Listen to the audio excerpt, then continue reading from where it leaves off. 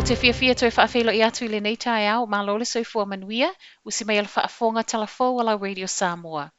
E to alua I la ua whai malanga atu mai ni usila Nandi I fiti, ua whaamaunia wa mau ala koviti. O la waulia nafi na whailo mai ai le vaenga le soifua malolo I nei fiti, whaamaunia le tina fas fuluiva tausanga, ma le tina limas fulvalu tausanga na taunu atu I fiti, I le aso luas fulfao le masina ta aluai. O le numero le whainga malanga NZI vali malua, ma e whaapeo siaki muli muli I le aso I tu uaile no fuanga sa wha anofo e sea I la ua nei I Nandi, le ana wha ato a mawai e positive uma. A wina atu nei la ua I le mautanga singasi lau toka, I le isi no fuanga to e wha anofo e sea ai. Ma I reporti, na manuia I la ua I le aso na tau nu atu wai, le ini fōlinga wa ai o a ungal koviti. Pei ta e o le fesili o tu lai mai nei, be wha awhewhea na maua I la ua le vairusi a o whea foi. Tala News Hub, o loo masalo mia e ono maua nei tina le vairusi mai le tamatolus fululima tausanga, na whaimalanga mai le United Kingdom I au kilani, ma o whaatasi e I fiti, ma o ia lea na mua I whaamaunia wa mawal koviti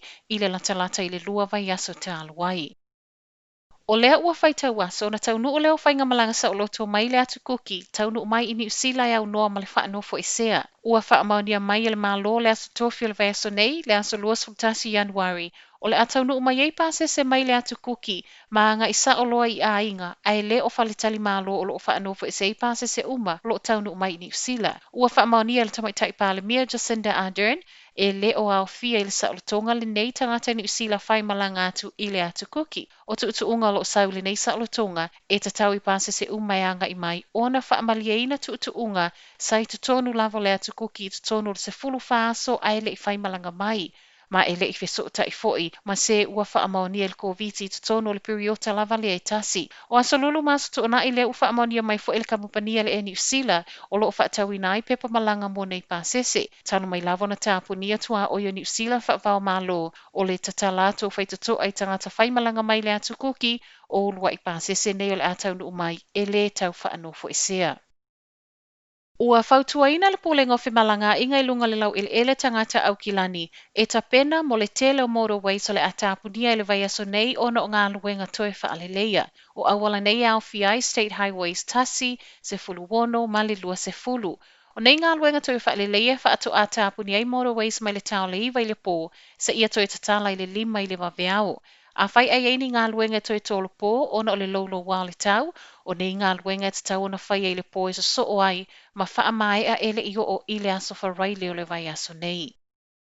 E le o whai ngō fia no wha angalo le tamana wha ato atuli se ma wha ato I eila au malo se leo I le aso to nai, le whai a fua e le se anga sala, o Brandon mo ase luas fuluiwa tausanga, na sai se leo wha tasi ma se tasi o ana woi au kilani sifo, a o tono le taavale lo na tali I tasi tausanga, na li o leo. O le ana tali atu leo ina ua maua wala awe tu samalenga o lo o wha upenga ina, I la ua ulo le aso to nai, ma na wha apea sui le ofisa o I la ua tangata ngā oi. O le tamaya moase na nga I atu Glen Eden e wha atau se tau mawhtanga le awa uli, wha ate I ai ina ua pakal taavale, ai tu atu roma taavale leo ma wha asi I lima. Tu sama reporti leiti o ni usila, se fulu 5 minute le ana tau fie I la ua nei, ai langa le taavale, muli ai wha ato ato e tatala. I le mautonu ma le fia o le na sai se, wha aulu ai lana wha asea aloa ia I le ofisa o leo. Wha apele pulenga tuto o tasi o lo iloina au nanga leo, po le Independent Police Conduct Authority.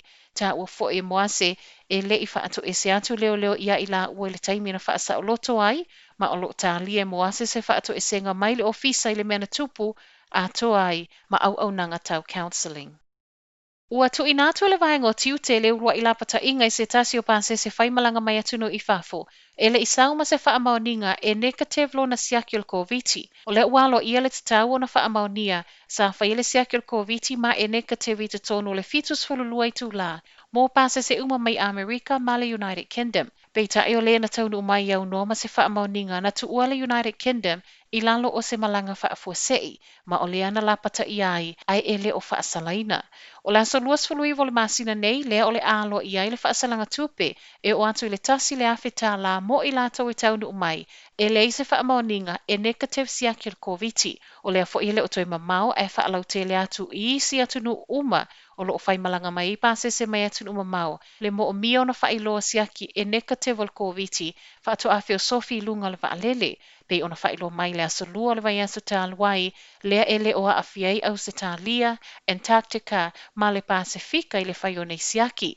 E sei siaki e whaia i le itu ua tunu umamau mo ni usila, o le a whaia siaki o le COVID i le ulua i aso e tau nuu mai ai whanua. Ma tala mule mule nei tae au, e fōlinga mai o tangata to a whā mai le ainga e tasi i melepone i au se tā lia lena ma watu wa mali liu. Na fasi o tia ma to e pule tina i lona lava soifua, o le awa ule le asa tofi o le vai asa tā luai, ma wai le tino mali o le tina ia Katie Perinovic, lana whanau teine to o lua ia Claire, fitu tausanga ma Anna Lima tausanga. Whapela tali i tolu tausanga ia Matthew, i to tonu o lo lato lava fale i tala marine. Na to e wala au lava le tamao lea a inga leo leo, ma i le mai a fesiringi a ia leo leo wa whaasa o loto nei o ia e au noa mani o na molianga. I so enga i lato na so ina neim ta upu e au fiai ma leo leo, e le o iaiso lato tali tonunga na a fiai le tamai le mea watupu, ma e le o sa ilia fo e leo leo se isi ese i le neim ta upu. Whaate i ai matua oi, whaapele community i lea vaenga o melepone.